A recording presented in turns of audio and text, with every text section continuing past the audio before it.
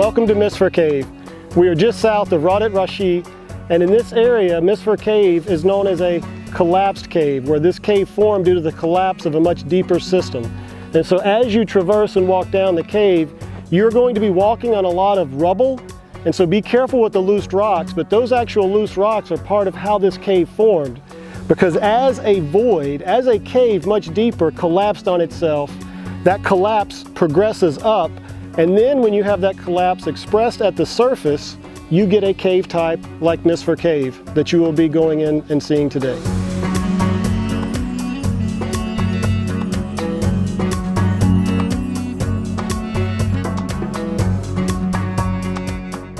In terms of karst, what we're talking about is that's a geologic term that explains kind of an area that's defined by caves and where you have dissolution of the rock because of natural processes, and sometimes you get actual caves that form due to collapse, and that's what we have behind us here.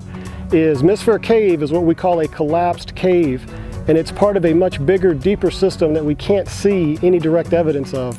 But what we do have, or we have options and opportunities to be able to see the land around us. And actually, I'm facing an area where the land kind of moves up and down. So as you drive in to see Misfir Cave, you'll notice that you'll be coming up and down certain parts of the land.